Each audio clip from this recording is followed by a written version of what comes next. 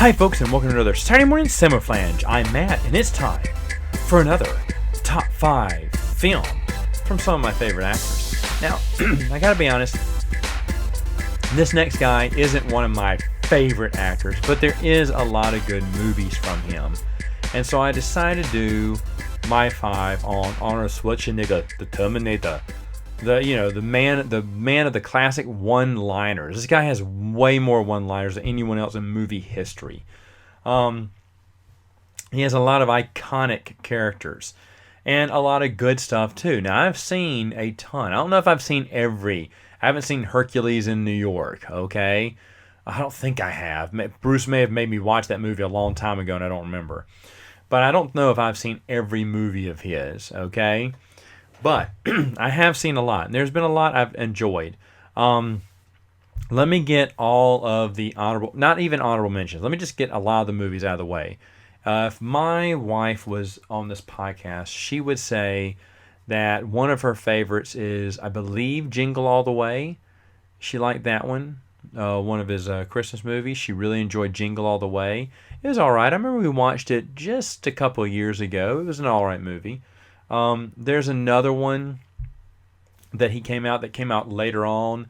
I can't remember the name of it.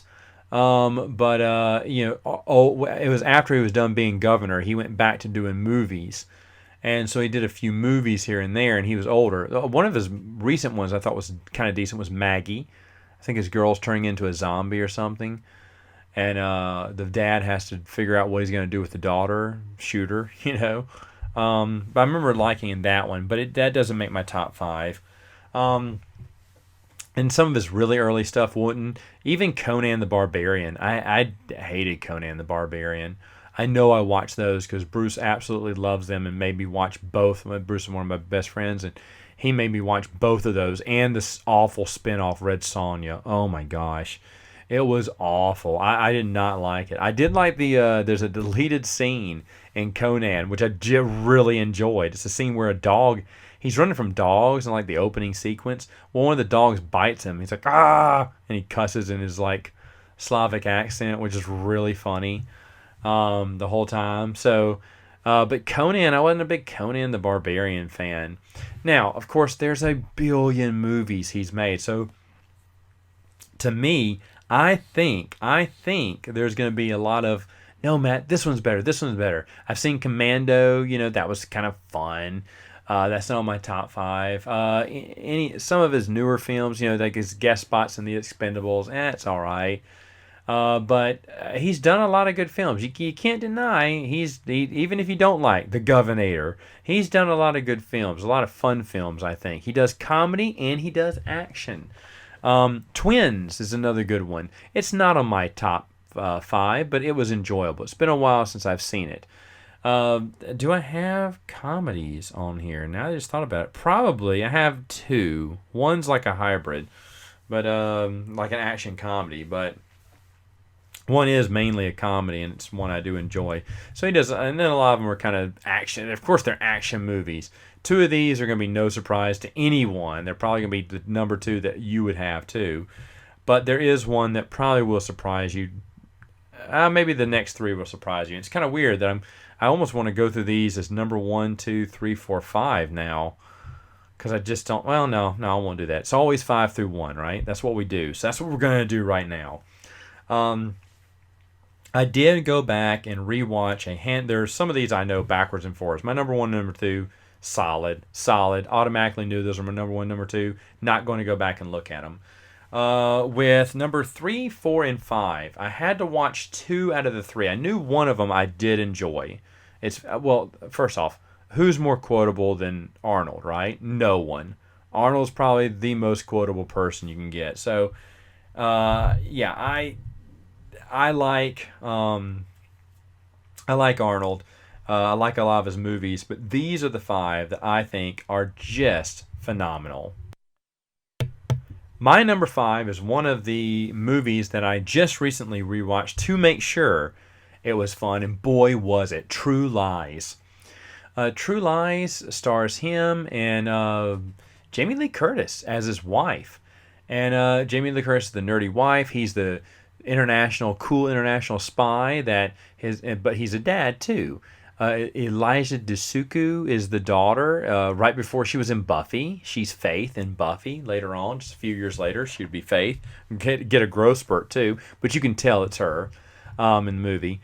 And it's classic '80s. I think this came out late '80s, but it is classic. No, late '90s. Excuse me, came out late '90s, and this is classic '90s, and it's actually a really good film. Really good film.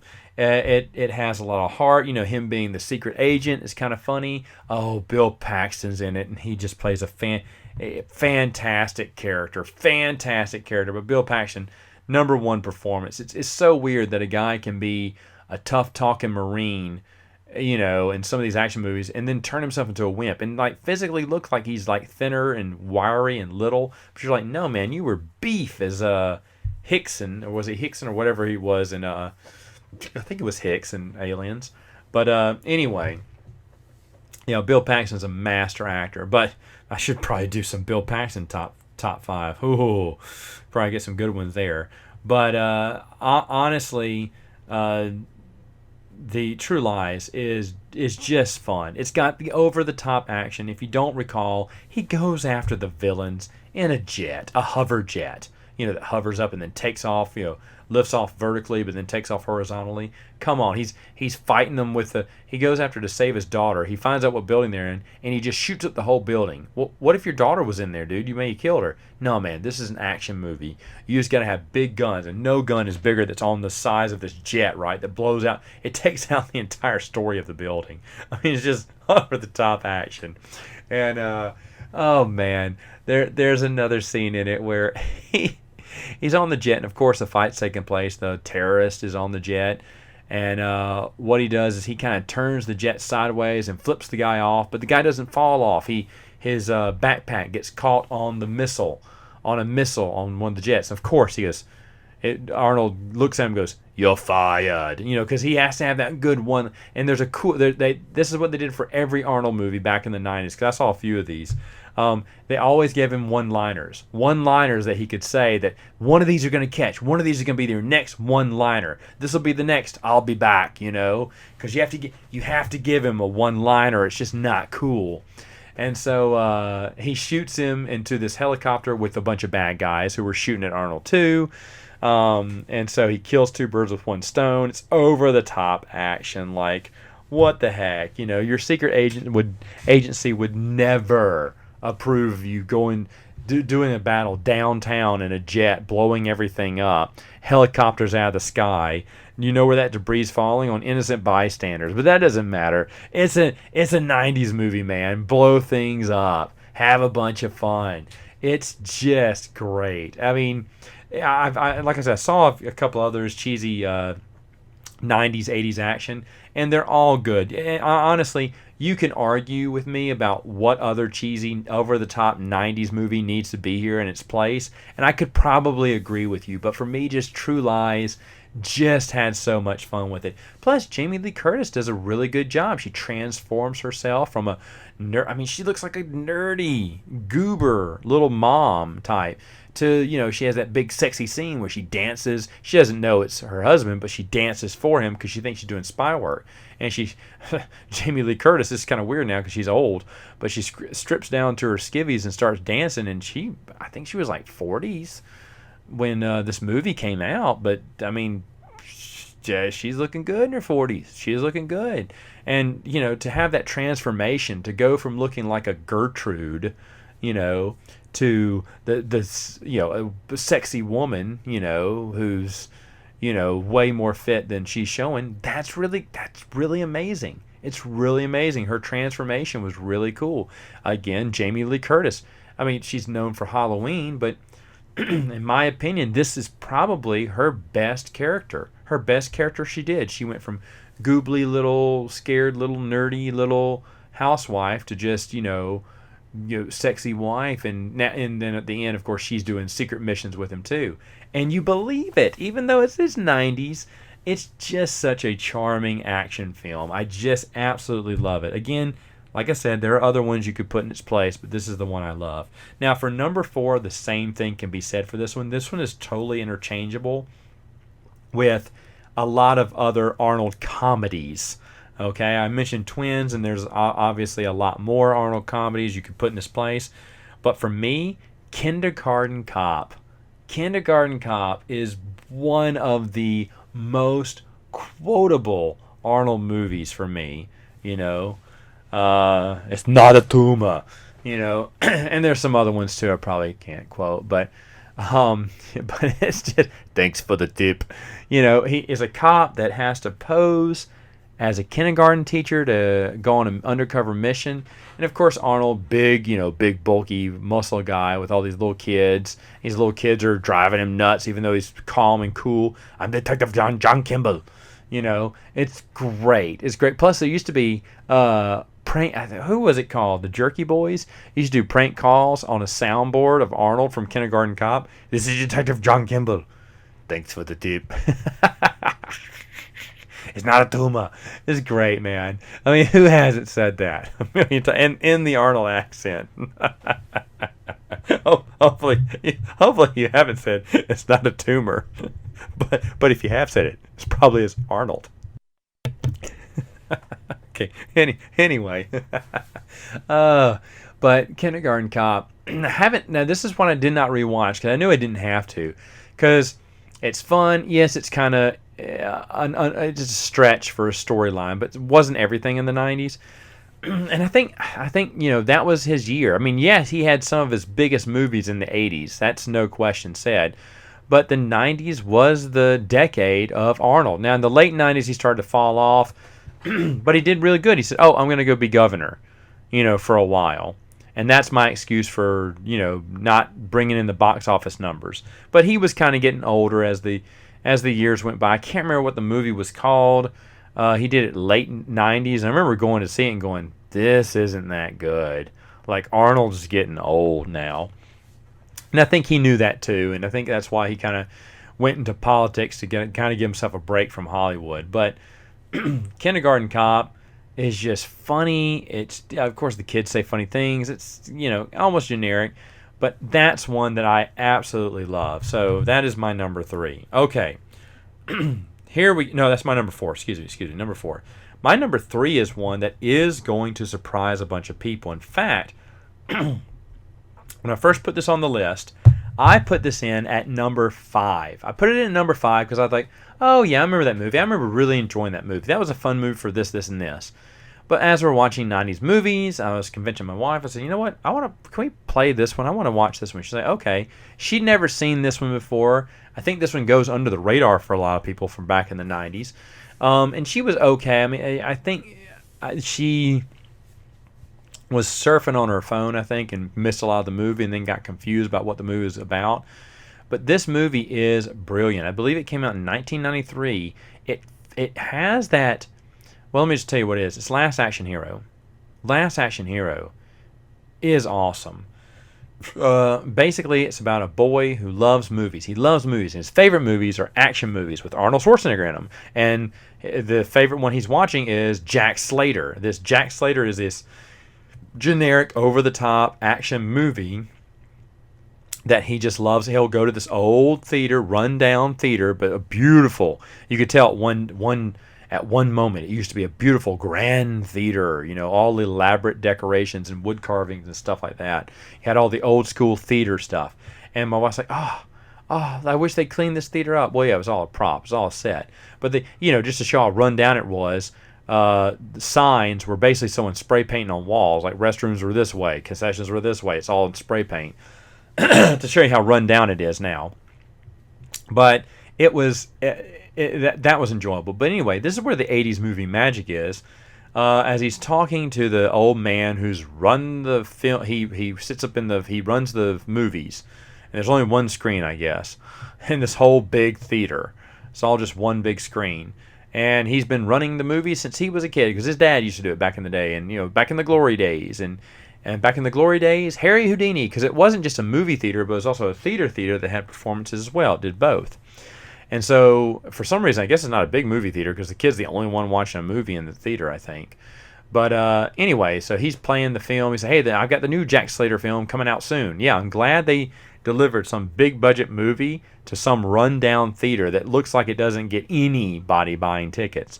But anyway, he's saying, remember, this is a movie from the '90s. We're supposed to believe the unbelievable. And he said, "Look, I have Jack Slater. The kid's watching Jack Slater 3 again. It messes up." And he goes, "Oh, I'm so sorry. Let me make it up to you.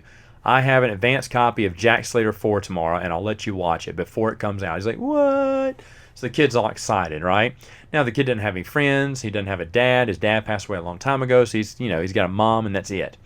After a really bad day of getting robbed, not disobeying his mom, opening the door, but then finding someone busting in the door, robbing him, he gets taken to the cops. He's supposed to go home.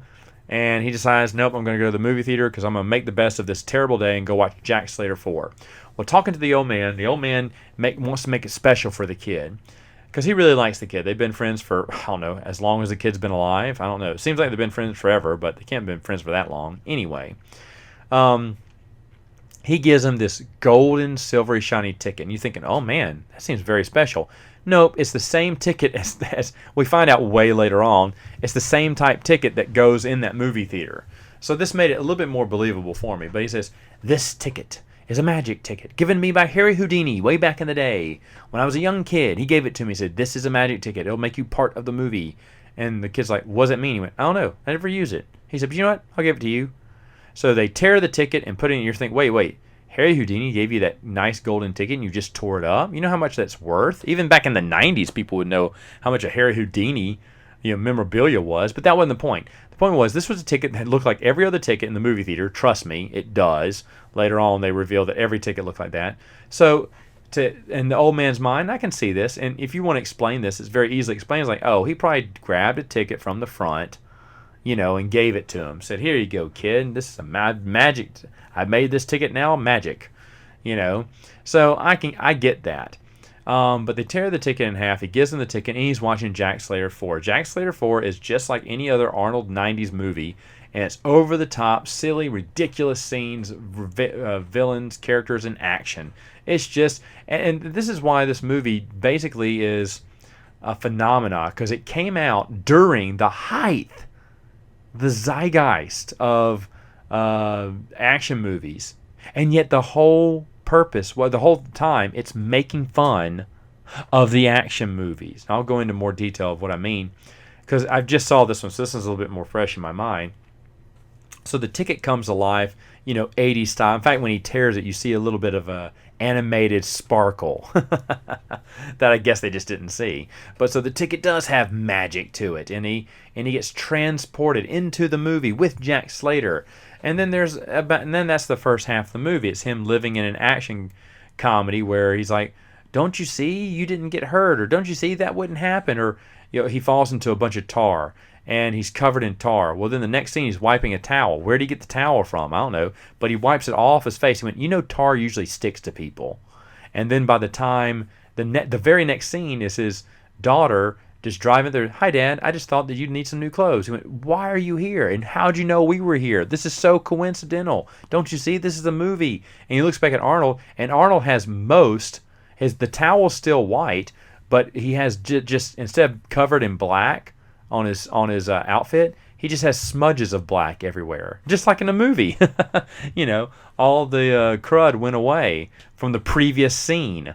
And he's like, "Yeah, what are you doing? How did you get all that tar off that fast? What is going on?" And it did stuff like that. Like he knows he's in a movie and it's PG, so he decides, "Oh, I know what to do," and he writes something down and says, "Here, say this." And he goes, "Kid, get your mind out of the gutter." He went, "No, say it. Just say it." He said, "I'm not going to say that." He went, "You can't because this movie isn't rated R and you can't say this." It's really smart. He went, "No, I'm not going to say it because that's something I don't like saying. I don't want to say that." And it was really funny, though. There's some great scenes poking fun at the movie. The kid's trying to break the fourth wall with them. And then later on, the villain captures the magic ticket and he goes into the real world. So then Jack Slater, played by Arnold, has to go into the real world where he meets his Arnold Schwarenegger. So that Arnold meets Jack Slater, later on. But then Jack Slater is hurting when he does these action scenes. He hurts. Now he's like, "Wait, that hurt." He's like, "My hand feels broken." Yeah, you can't do that in real life, And Now he realizes he's just a, character played by an actor, and he's kind of bummed out by that. But then he's learned to experience life again, because in action movies, all they listen to is rock music. And by the way, AC/DC has a song. I totally forgot about the song until I rewatched it. Big Gun. Oh man, I love Big Gun. I love it. It really, AC/DC's Big Gun. Check it out. Fantastic. But in action movies, all you hear is rock. So when he hears, was it classical music? He's like, oh, what is that? It's beautiful. And he loves classical music now because he's never heard it before. Also, I should mention, going back to the fake world, there's just so many tropes they put in there. It's like they have comedy team-ups. Like, they make fun of every comedic team-up. It's like there's this guy at this desk at the police station who's just calling two people together. You're going to be teamed up with, a grizzled veteran. Your team, meet the rookie. Hi, it's my first day on the job. And the grizzled veteran goes, man, I work alone. Or, loner, you're going to work with peppy, upbeat person. She's like, hi, I'm glad to work with you. And, I work better alone, It's just the classic tropes. It's like, and then they get ridiculous. Here, you're going to work with a cartoon character, and it's a cartoon cat. The voice is Danny DeVito. And the cartoon cat is actually in a few scenes, because the kid goes, what? There's a cartoon. He's like, their cartoon just walked in the front door. He went, yeah, kid, he works here. What do you think? Why, he'll walk in tomorrow too. No, but don't you think that's weird? No, you're weird. He's a cartoon. What are you freaking out about? Because them it's perfectly normal. And then as they keep going back to the police headquarters, the team ups get more ridiculous. I remember one is like, O'Malley, you're with Black and White Humphrey Bogart, and it's a clip of Hunger Bogart. Hey, I was looking at you, kid, or whatever. And it's like, what? And it's just hilarious. This movie is really good. Like, everyone, and the kid's when he's trying to convince him it's a movie, he's like, everyone here looks good. There's not one ugly person here. He's like, yo, there isn't. It's California. He's like, no, but there's not. People are ugly. And so then when they go in the real world, a hooker goes up to the villain and goes, hey, want a party? He looks at her and goes, like, who are you? You're not a good-looking girl. I mean, it's just hilarious. The movie's got a little heart too, a nice little message. They, of course, Jack Slater takes a bullet at the end. He's bleeding to death. He's gonna die. They can't do anything for him. But the kid says, I'll get him to the movie world. So he gets him back into the movie world. In the movie world, it turns out that this death-inflicted gunshot wound is just a flesh wound. He's all right, because that's what happens in the movies, right? He always is okay. And I don't know. It's like I said, I was going to put it in my top 5. I was like, well, I'll put it number 5 because I remember it being good. It's probably not a great movie. I just watched it again recently, and I got to say, fantastic film. Obviously, this is the longest movie I'll talk about because I just recently saw it. But Last Action Hero, if you haven't seen it, give it a shot. Very enjoyable. Solid number 3. Nowhere near my number 2 or number 1. Number 2 and number 1, no surprises here, folks. Number 2, obviously. There's only 2 choices here. Once I say my number 2, you'll get my number 1 immediately, because there are 2 movies, and you should love them because they are Arnold at his best. But my number 2, and I don't care if you make these number 1 or number 2, I kind of do. I think The Terminator is number 2. I like the Terminator films. I like the 3. Actually, I like the 4 films. We've talked about the Terminator films on my Prince of the Universe podcast before, but not on Saturday Morning Samoflange. So just to wrap it up in a nutshell, the first one is great. It is barely beaten by Terminator 2. Terminator 2 is a fantastic film, but Terminator is just a step below Terminator 2. And to be honest, I do like Terminator 3. Yes, it's a whole, floor of steps down from 1 and 2, but it's still a decent film. And I actually love the 4th film too, with Christian Bale, Terminator Salvation. Loved it. Loved that they were stopping time travel. Hated that trilogy never got made, and hated that the movie bombed. But they should have stopped the series. They should have stopped the movie franchise right then and there. And I'd still be singing its praises, because I thought 3 was pretty good too. Now, Arnold was the governor back when the 4th one came out, but he did have a cameo, a CGI cameo, I think, at the end. But the first 3 films, pretty solid. Arnold's character, pretty solid. The 3rd one's a little bit of a bust. I mean, well, not as good, but still enjoyable, still fun to do. To pick between those 2 movies is really hard for me, but Arnold's great in both of them, so I'm going to go with the second one because that is the iconic one. I remember that was the first, I believe that movie's rated R. I think that was the first rated R movie I ever saw in theaters with my dad. We'd never seen a rated R film. And my mom said the reason that Dad took us. Now, we had never seen the first one, but Dad rented the first one for us to watch, and then we watched the second one. But the real reason, my mom said later on, is my dad loved the first movie when it came out, and he wanted to see the second one, but he didn't know who to see it with, because no one wanted to see Terminator 2 with him. So he decided to bring us. And so that's why, and he told us, look, they're going to say some words. You don't say these words. Like, okay. But you get to see your first R-rated film, right? This is awesome. Of course, there was a magazine or something, a newsletter Dad checked to make sure there weren't any nude scenes either. So I think there was in the first one, though, but we had to close our eyes during that. But there wasn't the second one, which is why we got taken, or else it would have been a no deal there. But so we watched it. We were the action was over the top. We kept talking with Dad about how the action was good. There were some light, fun family jokes, too. And Dad really enjoyed the film. We talked about it the whole way back, too. Home. But Terminator 2 probably the best, but Terminator right behind it because he's really good in that one too. Being a machine, he moves his eyes and then moves his head. I mean, that's very good of him. So it's just a character he plays very well. How do you play a robot very well? But he does. He does. And those films are just solid. I really don't have to talk too much about the Terminator films because they're Terminator. Obviously, you know them. All right, so you know what number one is. The Predator, right? I mean, if it's not Terminator, it has to be the Predator. I love The Predator. I think that first Predator film obviously is still the best. It's still the best. I am a fan of Predator 2. Not as big as my buddy CJ is. On Saturday Morning Samoflange, we did talk about this. We were talking about best sequels. And it was a running gag for several episodes later on. But he said that one of his favorite sequels was Predator 2. And I was like, what? And I did rewatch Predator 2. And with him, I remember months or years later. And I had to admit, Predator 2, fun film. Nowhere near as good as the first one. Predators, I really enjoyed. The new movie, The Predator, hated. Absolute garbage. I was really upset because they hadn't made a bad standalone Predator movie. Some people didn't. My brother didn't like Predators, but I really enjoyed it. And then the Alien versus Predators was blah. But it wasn't solely, I blame that on some of the aliens and bad writing. But I was like, at least they haven't made a bad Predator movie until the last one came out, which was terrible. But there is nothing better than that first original Predator movie. Arnold does a great job. I mean, he is so hopped up on steroids. And I mean, he's been working out really incredibly hard for this movie. His muscles are just bulging out of his neck at this point. I mean, there's nothing fake about this dude. You can tell he pumped a ton of iron. Jesse Ventura's in it too, which is really good. All the characters are really. It's just a perfect film. I can't remember. My buddy Steven, old roommate of mine, he gave me the Critical Drinkers review of Predator, and it's absolutely hilarious. But it's absolutely spot on.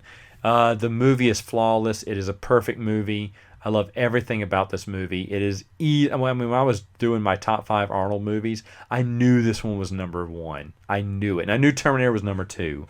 The only big change up I had was Last Action Hero, which I thought was really good. But again, I don't think I don't have to go into why Predator is really good. That's a very classic film. If you have not seen The Predator and you're listening to this, I don't know what you're thinking. You need to go out and watch some Predator because it is just a phenomenal film. Still holds up today as awesomeness. In fact, talking about it, I want to go watch it again right now. It's in my movie collection too. That and Predator 2. I don't remember if I got Predators. Maybe. I know I got Aliens versus Predator because someone got me both of them one time. I didn't ask for them. So maybe I need to add Predators to that list if I don't have it already. But I did enjoy Predators. That was a pretty good one too. But we're talking about our Arnold movies now. I have to go off on the franchise all of a sudden.